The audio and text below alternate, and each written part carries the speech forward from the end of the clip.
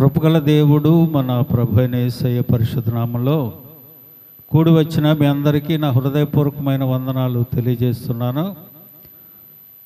ఇప్పటి వరకు ప్రభు మనకిచ్చిన స్వరాలతో స్తుతించి మహింపరిచి గణపరిచాం ప్రభువుని. కొద్దిసేపు దేవుని మాటలు విందాం. పరిశుద్ధ గ్రంథము నుండి ఫిలిప్పీ పత్రిక 4వ అధ్యాయము 1వ వచనాన్ని చదువుకుందాం. ఫిలిప్పీ పత్రిక.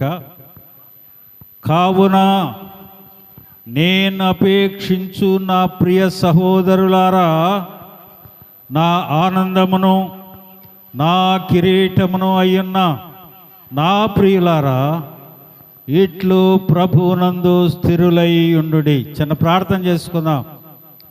పరిశుద్ధుడా, ప్రేమగల దేవానికే వందనాలు. ఈ చదవబడిన లేఖన భాగాన్ని నాయన నీ బిడ్డలకు వివరించే జ్ఞానం నాకు లేదు. నీ సిలువ చాటును మరుగుపరుచుకొని నీ మాటలు మాకు వినిపించి అవి మా హృదయాల్లో భద్రపరుచుకుని వాక్యానుసారంగా జీవించే కృప మాకు అనుగ్రహించమని మా ప్రభు అయిన యేసయ్య పరిశుద్ధ నామమున అడుగుతున్నాను తండ్రి, ఆమేన్. ప్రియమైన దేవుని బిడ్డలారా, అపోస్తలుడైన పౌలు గారు ఫిలిప్పీ సంఘానికి రాస్తూ, కావున నేను అపేక్షించు నా ప్రియ సహోదరులారా, నా ఆనందమును నా కిరీటమునై ఉన్న నా ప్రియులారా, ఇట్లు ప్రభువునందు స్థిరులై ఉండుడి. ఫిలిప్పీ సంఘం ఆయనకి ప్రేమగా ఉంది, ఆయనకి ఆనందముగా ఉంది, ఆయనకి కిరీటముగా ఉందట. సంఘం ఎలా ఉంది? ఆయనకి ప్రేమగా ఉంది, ఆయనకి ఆనందంగా ఉంది, ఆయనకి కిరీటంగా ఉంది. కానీ అందులో ఒక్కటి కనిపిస్తూ ఉంది లోపం. ఏంటి? ప్రభువునందు స్థిరులై ఉండుడి. స్థిరత్వం లేని పరిస్థితిలో ఉండుంటారు వాళ్ళు, అంతే కదా. మరి అరే ఇప్పుడైనా సరిగ్గా నడవరా బాబు అని అంటే సరిగ్గా నడవట్లేదనేగా, ఇప్పుడైనా బాగుండరా బాబు అని అంటే బాగా లేడనేగా. ఆనందంగా ఉన్న సంఘం, కిరీటమై ఉన్న సంఘం, ప్రియమైన సంఘం ప్రభువులో స్థిరత్వం లేనిదిగా ఉన్నదట. హల్లెలూయా. ప్రభువునందు మీరు స్థిరులై ఉండండి, ప్రభువులో మీరు స్థిరత్వాన్ని కలిగి ఉండండి. ప్రియమైన దేవుని బిడ్డలారా, అందరూ ప్రభువుని నమ్ముకొని ఉంటారు. వీరి స్థిరత్వం ప్రభువులో ఉండదు, మనుషులను ఆధారం చేసుకుంటారు. ఒకే సంఘం, ఒకే కుటుంబం, ఒకే ఇల్లు, నివసించేది నలుగురు ఒక ఇంట్లోనే, కానీ నలుగురు దారులు. ఒకడేమో ఒకడిని ఆశ్రయిస్తాడు, ఇంకొకడేమో ఇంకొకరిని ఆశ్రయిస్తాడు. నలుగురు 4 త్రోవలు.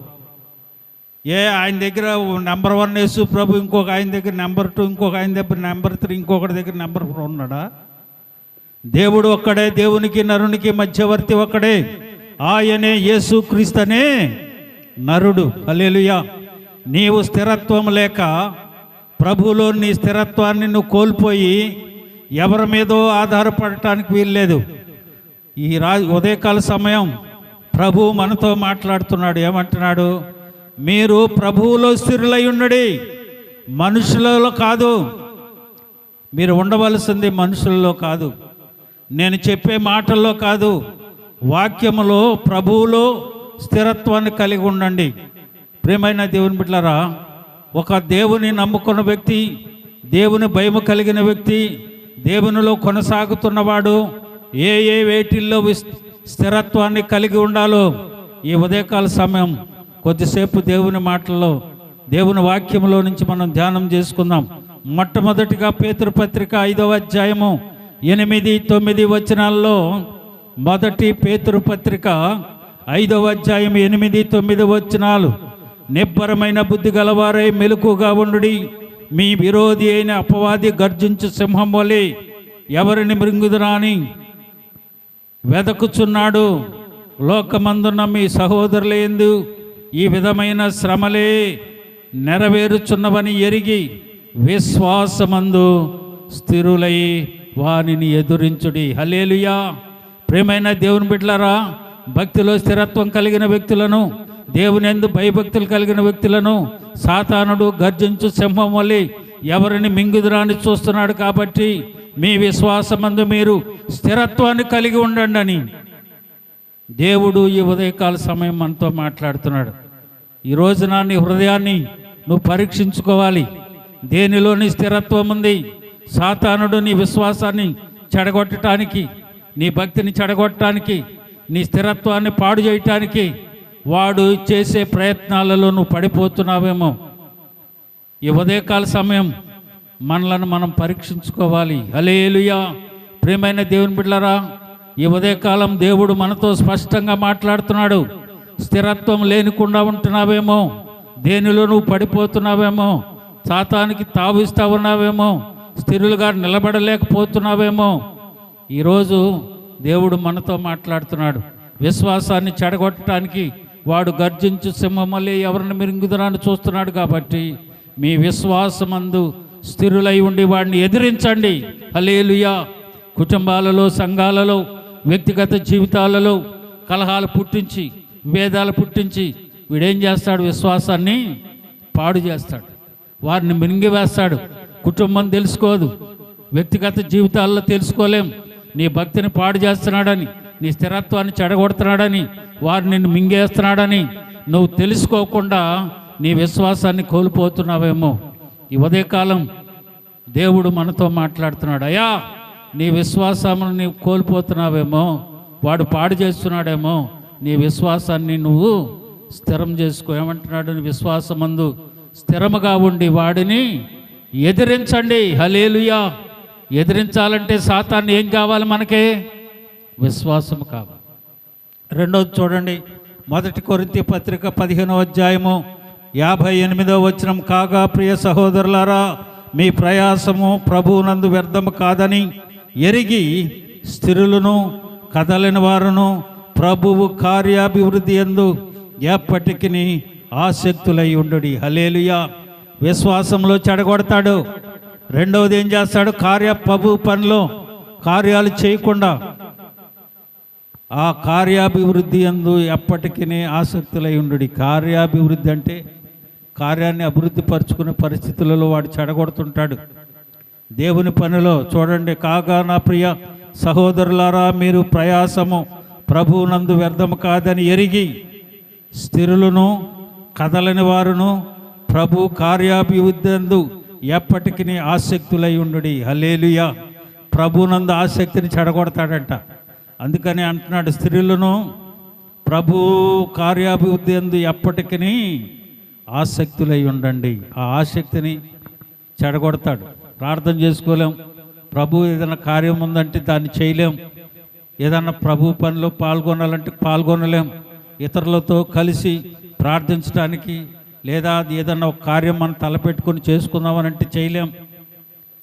అందుకనే ఆయన అంటా ఉన్నాడు, మీరు స్థిరులుగా ఉండండి, ప్రభువు కార్యాభివృద్ధి అంది ఎప్పటికీ ఆసక్తులై ఉండండి. హల్లెలూయా.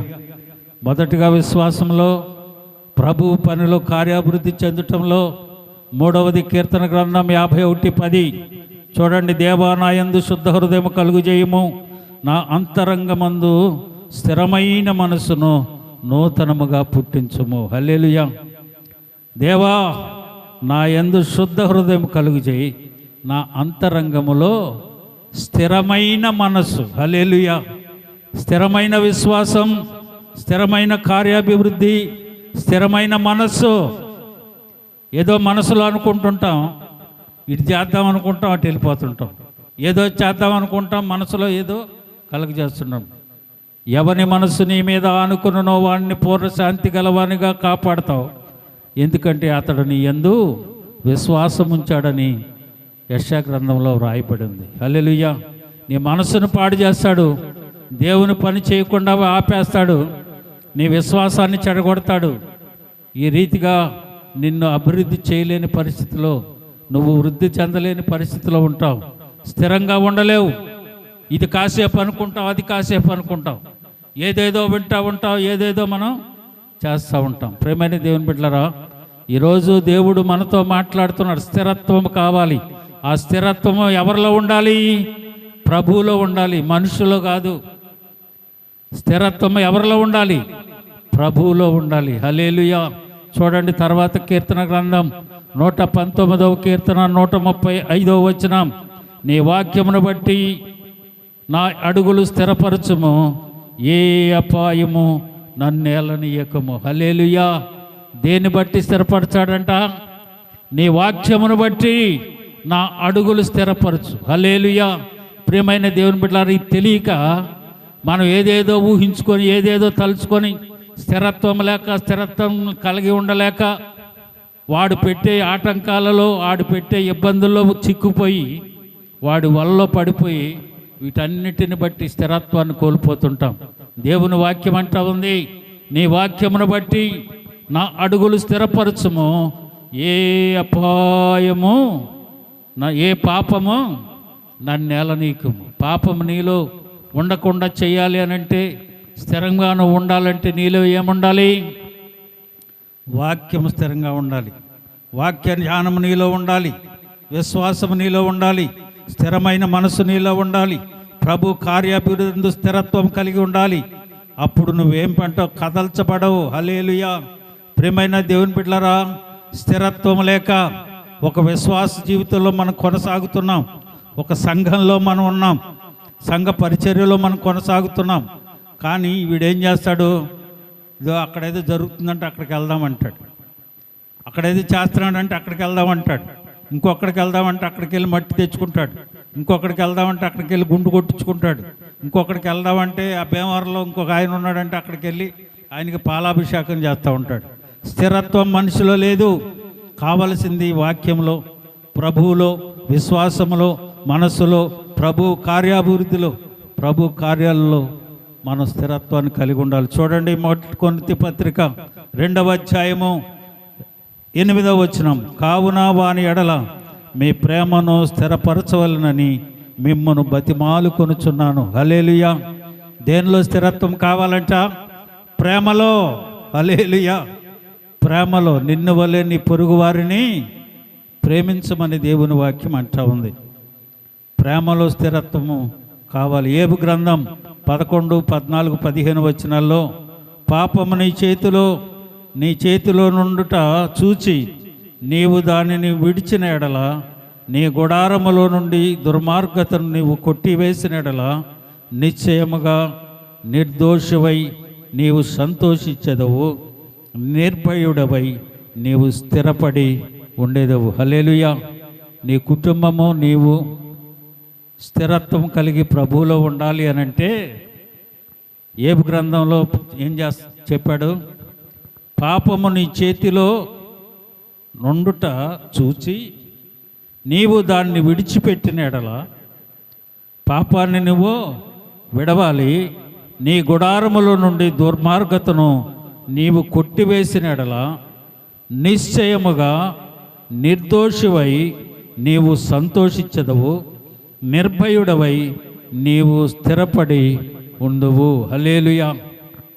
స్థిరపడి ఉండాలంటే పాపాన్ని విడిచిపెట్టాలి, మన గుడారంలో నుండి దుర్మార్గతను కొట్టివేయాలి, నిర్దోషివై ఉండాలి.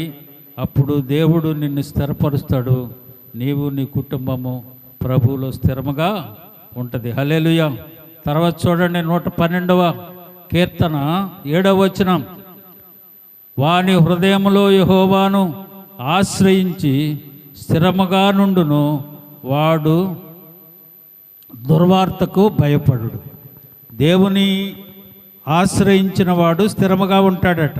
ఎవరిని ఆశ్రయించాలి? మనం దేవుణ్ణి ఆశ్రయించాలి, అప్పుడు వాడు స్థిరముగా ఉంటాడు. కీర్తన 37:23లో, ఒకని నడత యెహోవా చేత స్థిరపరచబడును. నీ నడతను స్థిరపరచాలి అని అంటే ఎవరు స్థిరపరచాలి? దేవుడే. ఒకని నడత యెహోవా చేత స్థిరపరచబడును, వాని ప్రవర్తనను చూచి ఆయన ఆనందించును. దేవుడు నీ నడతను స్థిరపరిస్తే, ప్రభువులో నువ్వు నడిస్తే, ప్రభువులో నువ్వు స్థిరపరిస్తే ఆయన ఆనందిస్తాడట. హల్లెలూయా. మనల్ని చూసి ఆయన ఏం చేస్తాడట? ఆనందిస్తాడట. మనల్ని చూసి ఆయన ఆనందిస్తాడు. ఆనందాన్ని మనకు కలుగు చేస్తాడు, ఆ ఆనందం ఆయన కూడా పొందుతాడు. దేనివలన? మన స్థిరత్వాన్ని చూసి. హల్లెలూయా. చూడండి, మొదటి 2వ దినవృత్తాంతాల గ్రంథం 1వ అధ్యాయము 1వ వచనం. దావీదు కుమారుడైన సొలొమోను తన రాజ్యమందు స్థిరపరచబడగా అతని దేవుడైన యెహోవా అతనితో కూడా ఉండి అతనిని బహుగా ఘనముడైన రాజుగా చేశాడట. దావీదు కుమారుడైన సొలొమోను తన రాజ్యమందు స్థిరపరచబడ్డాడట. ఎందుకని? అతను దేవునిలో స్థిరంగా ఉన్నాడు కనుక, ఆ స్థిరత్వాన్ని తన తండ్రి అతను కలుగు చేశాడు కనుక, అతని దేవుడైన యెహోవా అతనితో కూడా ఉండి అతన్ని బహుగనుడైన రాజుగా చేశాడట. హల్లెలూయా. ప్రభువులో మనం స్థిరత్వాన్ని కలిగి ఉంటే గనుడైన వారినిగా మనల్ని చేస్తాడట ప్రభు. కనుక ప్రియమైన దేవుని బిడ్డలారా, చూడండి, గనుడైన రాజుగా చేశాడు సొలొమోన్ని. ఎందుచేత? ప్రభువులో తను స్థిరముగా. కీర్తన గ్రంథం 17వ కీర్తన 5వ వచనంలో, నీ మార్గములందు నా నడతను స్థిరపరచుకొని ఉన్నాను, నా కాలు జారలేదు అని అంటాడు. నీ మార్గములందు నా నడతను ఎవరి మార్గములో స్థిరపరచుకున్నాడట? ఎవరి మార్గములో? నీ మార్గములందు నా నడతను స్థిరపరుచుకున్నాడు. నేనే మార్గమును సత్యమును జీవమునై ఉన్నానని చెప్పాడు దేవుడు. ఆ మార్గములో మన నడతను సరి చేసుకుంటే, ప్రియమైన దేవుని బిడ్డలారా, ఆ స్థిరత్వం ఏ ఇరుకు వచ్చినా, ఇబ్బంది వచ్చినా, కరువు వచ్చినా, కాటకం వచ్చినా, శ్రమ వచ్చినా మనల్ని కదల్చలేవు. అలాగనే స్థిరత్వాన్ని కలిగి ఉన్న వ్యక్తి ఏం కలిగి ఉండాలి? ఏం కలిగి ఉంటే మనల్ని కదల్చబడకుండా ఉంటాం చెప్పండి?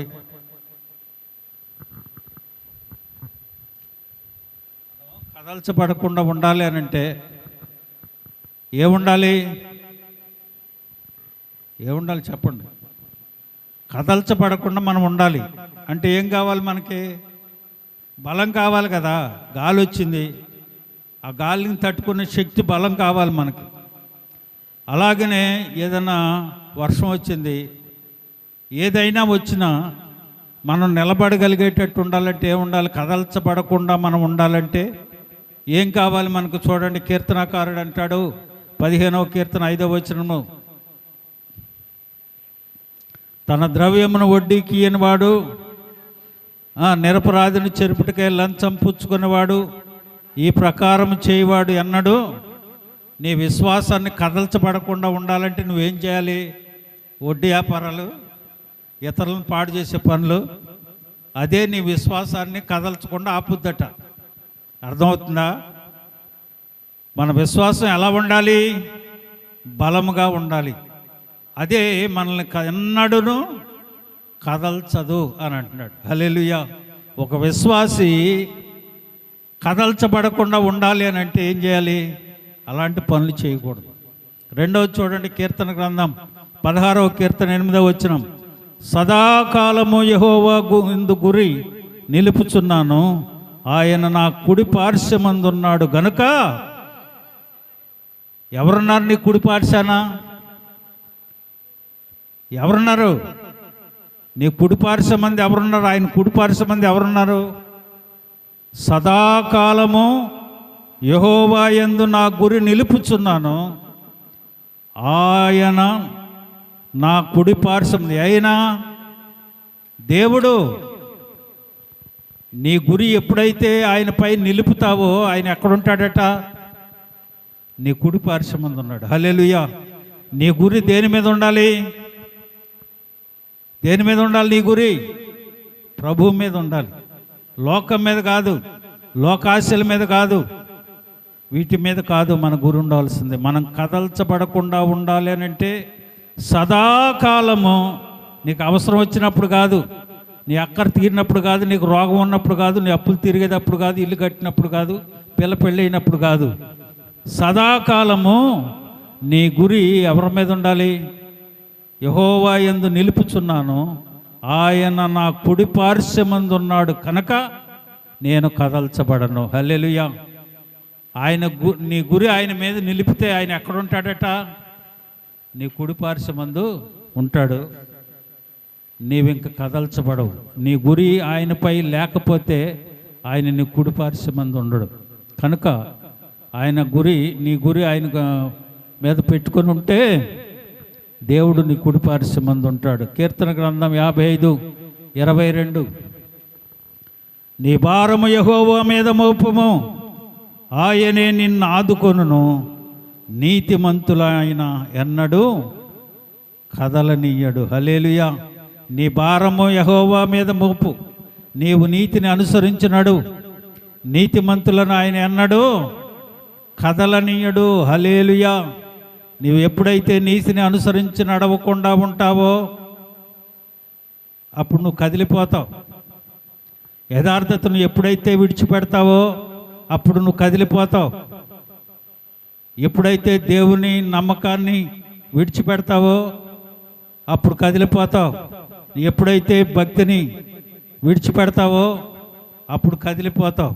కానీ దేవుని వాక్యం అంటుంది, నీతిమంతులు ఎన్నడూనూ కదల్చబడరంట. నీ భారము యెహోవా మీద మోపు, ఆయనే నిన్ను ఆదుకొనును, నీతిమంతులను ఆయన ఎన్నడూనూ కదలనీయడు. హల్లెలూయా. ప్రియమైన దేవుని బిడ్డలారా, ఏదో వినేసి వెళ్ళిపోవటం కాదు, ఏదో వింటున్నాం ఏదో చెప్తున్నాడు వినేసి వెళ్ళటం కాదు. దేవుడు మనతో ఉండాలి. మనం కదల్చబడకుండా మన విశ్వాసాన్ని కొనసాగించుకోవాలి. మన కుటుంబం ఏ రీతిగా ఉండాలి అనే విషయాన్ని మనం తెలుసుకోవాలి. తర్వాత చూడండి, కీర్తనకారుడు 125వ కీర్తన 1వ వచనం, యెహోవా యందు నమ్మిక ఉంచువాడు కదలక నిత్యము నిలుచు సియోను కొండ వలె ఉంటాడట. హల్లెలూయా. కొండ కదులుద్దండి? కొండ కదులుద్దా? అలా ఉంటాడట. ఎవరో? దేవుణ్ణి నమ్ముకున్నాడు. యెహోవా యందు నమ్మిక ఉంచువారు, యెహోవా యందు నమ్మిక ఉంచువారు చెప్పండి తర్వాత, కదలక నిత్యము నిలుచు సియోను కొండవలే నుండుదురు. హల్లెలూయా. ప్రియమైన దేవుని బిడ్డలారా, కొండ ఎప్పుడైనా కదిలించబడదు. అంత స్థిరత్వాన్ని ప్రభు నీకు అనుగ్రహిస్తున్నాడు. నువ్వు చేయవలసిందేంటి? ఆయన యందు నమ్మిక ఉంచటం మాత్రమే ప్రభువు నిన్ను అడుగుతా ఉన్నాడు. చూడండి, అపోస్తుల కార్యాలు 2వ అధ్యాయము 25వ వచనం. అపోస్తుల కార్యాలు 2వ అధ్యాయం 25వ వచనం, ఆయనను గూర్చి దావీదు ఇట్లనెను, నేనెల్లప్పుడూ నా ఎదుట ప్రభువును చూచుచుంటిని, ఆయన నా కుడి పార్శ్వమునున్నాడు కనుక నేను కదల్చబడను. హల్లెలూయా.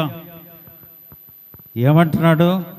నేను ఎల్లప్పుడూ నా ఎదుట ప్రభువును చూస్తూ ఉన్నాడట. హల్లెలూయా.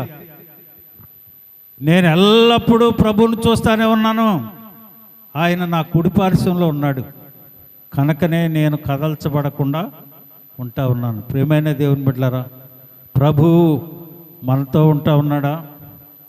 ప్రభువుని మనం చూస్తూ ఉన్నామా? లేదనుకోండి, ఏం జరుగుతుందో తెలుసా?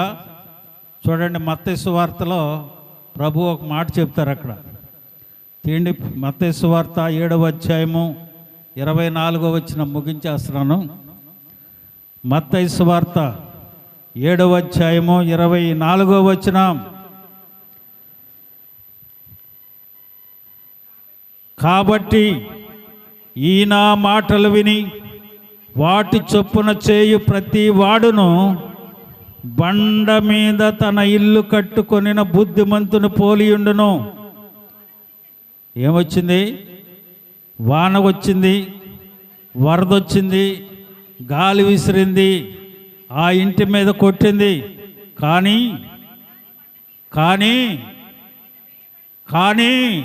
దాని పునాది దేని మీద వేశాడట? ఆ బండ ఎవరో? క్రీస్తు. హల్లెలూయా. ఆ బండ క్రీస్తు మీద నువ్వు పునాది వేసుకుంటే గాలి వచ్చినా, వరదొచ్చినా, ఏదొచ్చినా, ఏది నిన్ను కొట్టినా కదల్చబడదు. ఎందుకని? క్రీస్తు అనే బండ మీద నీ కుటుంబం ఉండాలి, క్రీస్తు అనే బండ మీద నీ ఉండాలి, క్రీస్తు అనే బండ మీద నీ పిల్లలు ఉండాలి.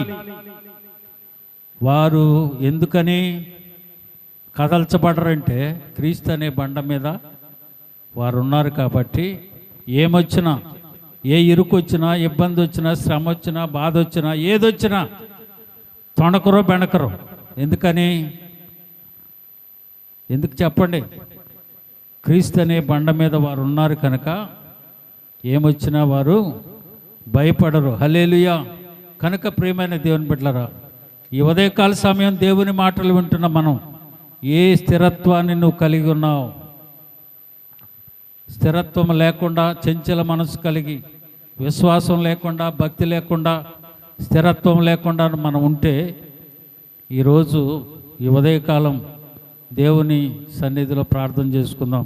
చూడండి, యోసేపు అన్నదమ్ములు కొట్టి చంపేద్దామని గుంట్లో పడేసిన, దాసుడిగా అమ్మేసిన, ఐగుప్తులోకి వెళ్ళిన దేవుడు అతనికి తోడై ఉన్నాడు కనుక అతను అభివృద్ధి చెందాను అని ఉంటుంది. హల్లెలూయా. ఎందుకని? తన యొక్క స్థిరత్వాన్ని కోల్పోలేదు అతను. పాపం వచ్చినప్పుడు మనం చదువుకున్నాం కదా, యోబు గ్రంథంలో, పాపము నీ చేతిలో నుండట దాన్ని చూసి విడిచిపెట్టిన ఎడల అని ఉందా? పాపం వచ్చిన ఆయన ఏం చేశాడు? విడిచి పారిపోయాడు. నా దేవుని ఎదుట నేను పాపము చేయను అన్నాడు. హల్లెలూయా. అంతటి స్థిరత్వం కావాలి. క్రీస్తు అనే బండ మీద ఉన్నవాడు అలాంటి ఏమీ చేయడు, పాపాన్ని విడిచి పారిపోతాడు. అలాగనే షడ్రక్, మిషక్, అబేద్నెగో అని బాలురు ఉన్నారు. రాజు ప్రతిమ చేసి 40 అడుగులు ప్రతిమను చేసి దాన్ని కొలమన్నాడు. కానీ దేవుని బండ మీద వారు కట్టబడ్డారు కాబట్టి, ఓ రాజా, మా దేవుడు సమస్తము చేయగల సమర్థత కలిగినోడు, ఒకవేళ మండుచూ ఉన్న ఈ అగ్నిగుండము నుంచి తప్పించి రక్షగల సమర్థుడు, ఒకవేళ తప్పించకపోయినా ఆ ప్రతిమకు మాత్రం మేము మక్కువ అన్నారు. చావు ముందుంది కానీ భయపడలా. భక్తిలో స్థిరత్వాన్ని కలిగి ఉన్నారు, క్రీస్తులో స్థిరత్వాన్ని కలిగి ఉన్నారు. కనుకనే వారు అక్కడ వేస్తే, ముగ్గురిని వేస్తే ఇంకొక ఆయన ఎవరు తిరుగుతున్నాడు అక్కడ? దేవుడు వారి మధ్య. నేను ముగ్గురిని వేసా, ఇంకొకడు ఉన్నాడు లోపల అంటున్నాడు. హల్లెలూయా. ప్రియమైన దేవుని బిడ్డలారా, దేవుడు సర్వము నిన్ను కనిపెట్టుకొని చూస్తూ ఉంటాడు. సర్వకాలంలో నువ్వు స్థిరత్వాన్ని కలిగి ఉంటే ప్రభువే నిన్ను రక్షించి తప్పించగలుగుతాడు. హల్లెలూయా. యోబు గారికి ఎంత శ్రమలు వచ్చినాయి, బిడ్డలు పోయారు, ఆస్తులు పోయినాయి, శరీరం పాడైపోయింది, కుళ్ళు కృషించిపోతూ ఉంది. కానీ భక్తిలో తన స్థిరత్వాన్ని కోల్పోలా. ఎందుకని? క్రీస్తు అనే బండ మీద తను నిలబడ్డాడు కాబట్టి. ఓ తన భార్య ఎందుకయ్యా దేవుణ్ణి దూషించి చచ్చిపో అని అన్నా కానీ మూర్ఖురాలు మాట్లాడినట్టు మాట్లాడబాకు. దేవుని ఆశీర్వాదాలు పొందుకుంటానికే మనం అర్హులమా? ఆయన ఇచ్చే శ్రమలను పొందుకుంటానికి మనం అర్హులం కదా అని అన్నాడు. ప్రియమైన దేవుని బిడ్డలారా, కోల్పోయిన వాటికంటే 2 రెట్లు అధికంగా దేవుడు తనకు అనుగ్రహించాడు. హల్లెలూయా. అలాగనే ఈ ఉదయకాల సమయం ఎన్నో మాటలు మనం విన్నాం.